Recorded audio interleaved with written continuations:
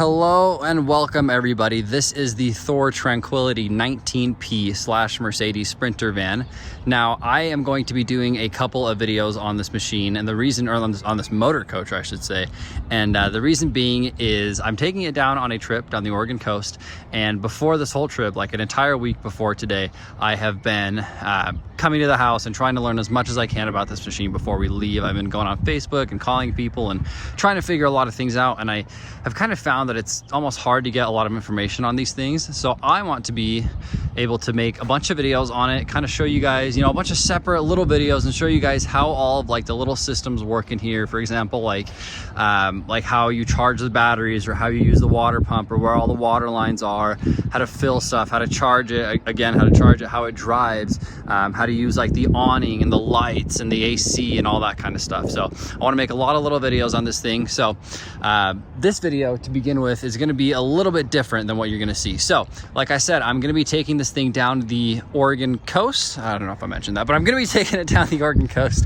And I want to start off with this video and say that I hate this thing so much. Now I know like a lot of my previous videos are like, oh, all the problems with this, I hate this and that. This thing is, in my opinion, terrible. It is garbage right now, and that's why I want to make this video. I want to see, you know, what my opinion is in a week after living in it for 7 days, or I think it's like 6 nights. So I want to see what my opinion is, because right now I have absolutely very, very, very low hopes for this thing. I hate them. I cannot stand them. I hate driving it. I hate the way it looks. I hate the inside. I hate all the systems. I hate the quality of it. So I want to kind of show you guys around first of all, and then again we'll be going back and doing another video after we do all like the tutorials and stuff like that. We're going to do another video on what I think of it after our trip. So let's get you guys in here. So you're greeted with this big opening. Obviously you can close this door, that doesn't need to be open, but here you have, you know, your this is like a pull-out for a workstation, and then this down here is also a pull-out. It's very stiff. I don't know what you would put in there, kind of dumb, but I guess they included that. This is one of the only storage things in this entire RV, because there is zero storage in this. And the reason why there is zero storage is this right here. So this is equipped with the reliable battery system. I'm so sorry if you guys hear kids screaming and whatnot. We're filming kind of by a park. I don't want to be creepy or anything, so I'll try not to record them as best I can. Excuse the mess here. We were testing out the bed the other day. Not in any bad way. Don't get any dirty thoughts. We were just making sure it was comfy. Anyways, so here's where you would see a lot of storage in these things. But as you can tell, we have none, because this ginormous inverter and battery system, I think this is the battery system too, whatever the heck is under here, and it takes up all the storage. So you literally, I can't even fit my golf clubs. I'm gonna have to slide them under the bed, and so we won't even be able to like use this as like a tabletop or whatever, which we weren't planning on. But there is no storage. Here's a little bit, maybe. I could fit like an extension cord. I'll fit like the hose in here. Back here you see you have like a spray port. Included with the machine is a hose you can attach to kind of spray water. I think that's pretty cool. Here's a little bit of storage. You can put, I don't know, a shampoo bottle. Here's your second shampoo bottle. Close this back up. Back here we have a hitch with electrical hookups. I think this is a 7-pin. Yeah, okay.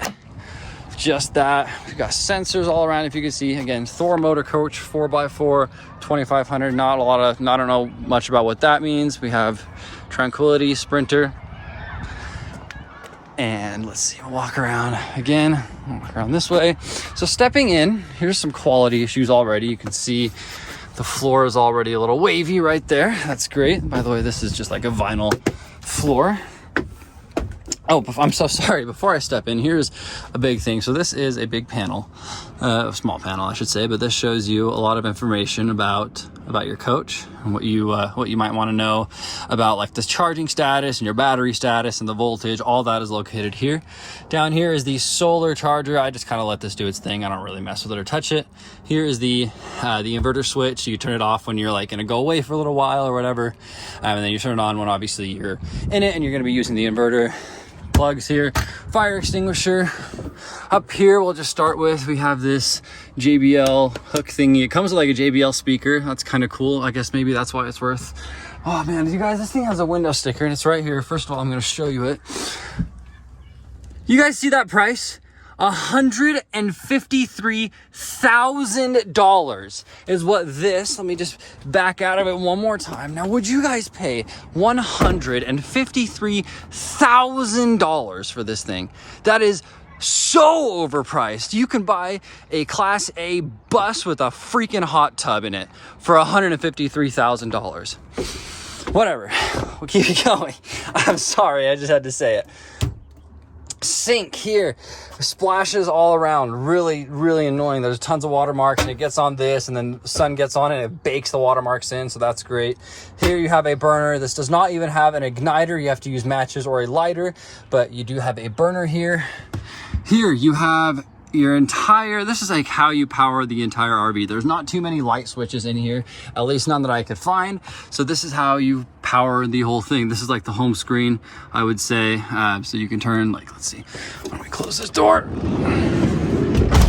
Get some silence in here. So you can turn on all the lights with this lights on button. Now all the lights are on. Hit the lights off button, they're off.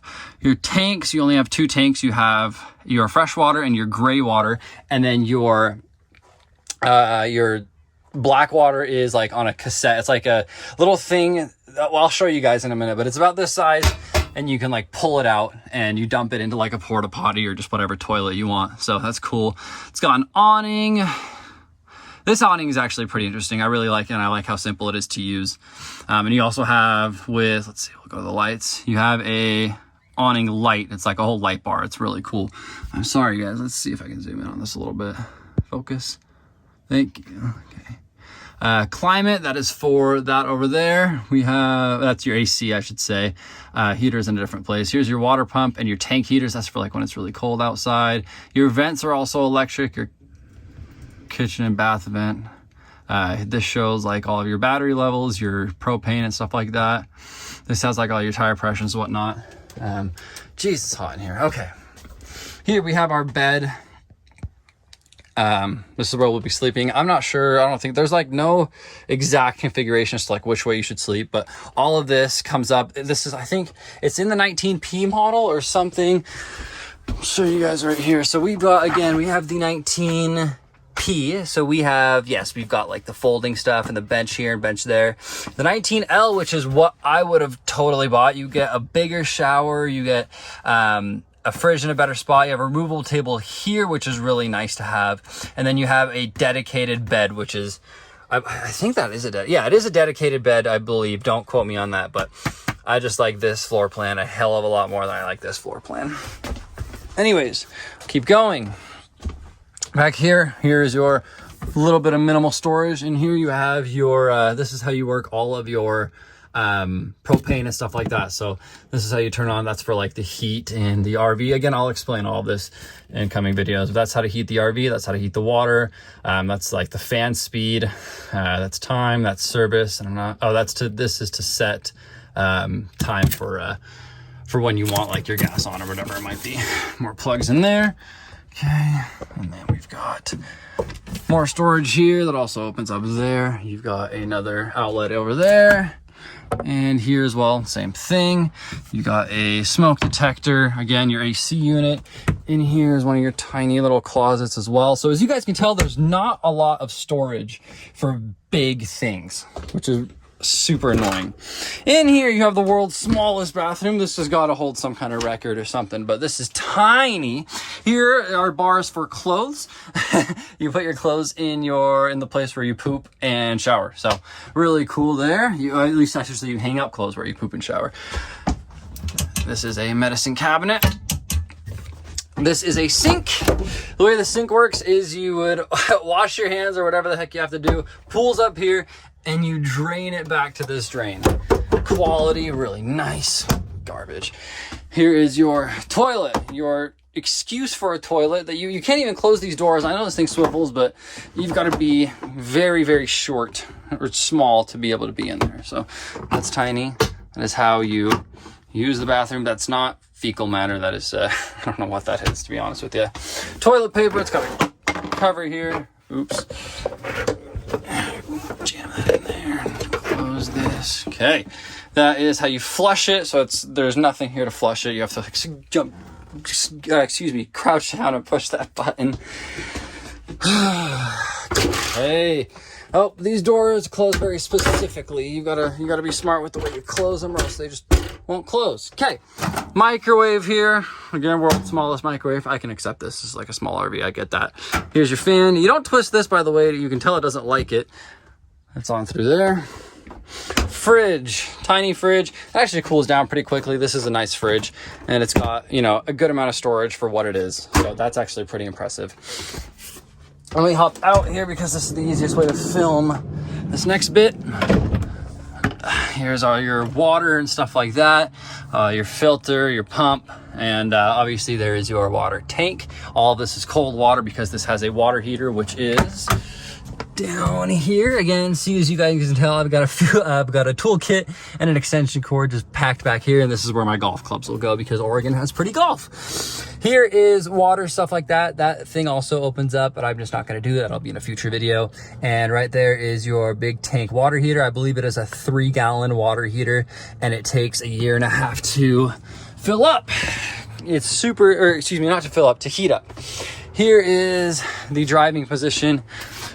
Driving position is also not very great. Well, it's not that the driving position isn't great. I really do honestly like have a hard time getting comfortable in here, but all this is very basic. I don't expect it to be anything really fancy. You don't really get like really fancy stuff on any RV in general unless you're paying the big bucks, which $153,000 is big bucks. So I guess, yeah, there's no excuse for it to be boring. Whatever. Okay, let's kind of move on to why I think this thing is a pile of junk. So, as you can tell, so again, a lot of these issues, like with the Jeep video, a lot of these issues are revolving around the price, $153,000. I expect this thing to be I'm assuming it is hand-built, but hand-built by like professionals that know what they're doing and everything fits perfectly and blah, blah, blah.